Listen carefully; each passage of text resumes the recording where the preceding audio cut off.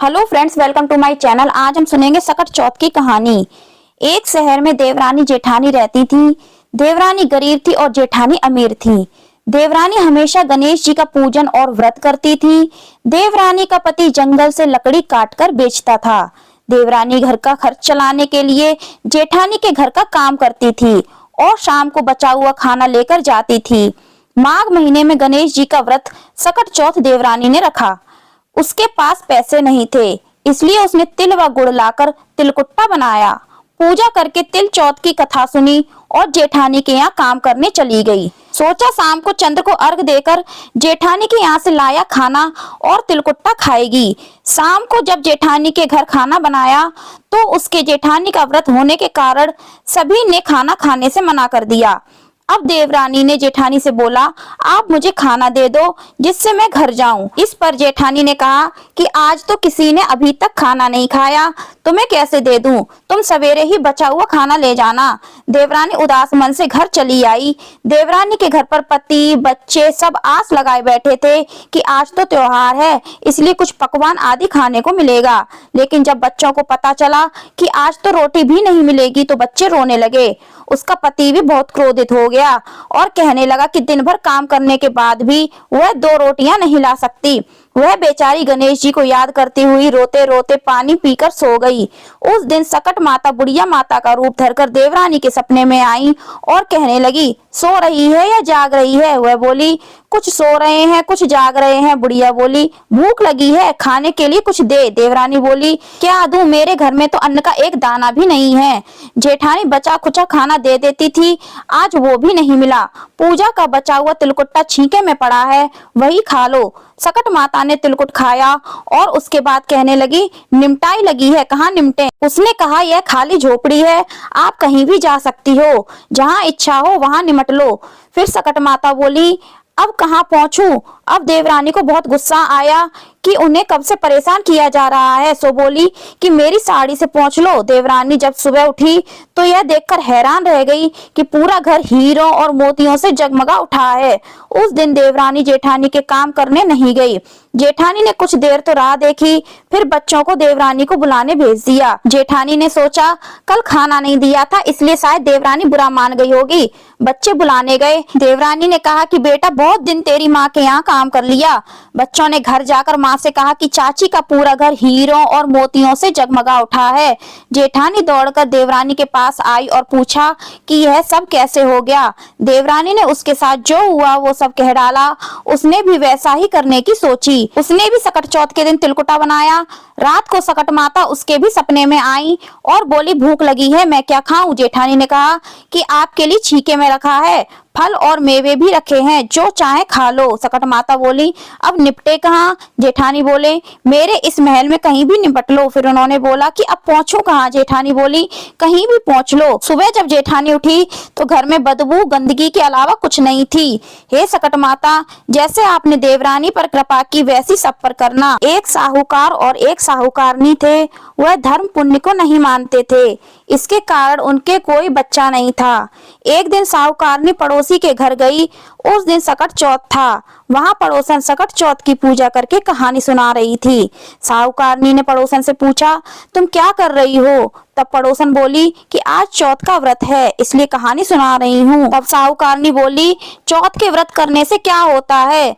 तब पड़ोसन बोली, इसे करने से अन्न धन सुहाग पुत्र सब मिलता है। तब साहूकारनी ने कहा, यदि मेरा गर्भ रह जाए तो मैं 1.25 सेर तिलकुट करूंगी और चौथ का व्रत करूंगी। श्री गणेश भगवान की कृपा से साहूकारनी के गर्भ रह गया तो वह बोली कि मेरे लड़का हो जाए तो मैं 2.5 सेर तिलकुट करूंगी।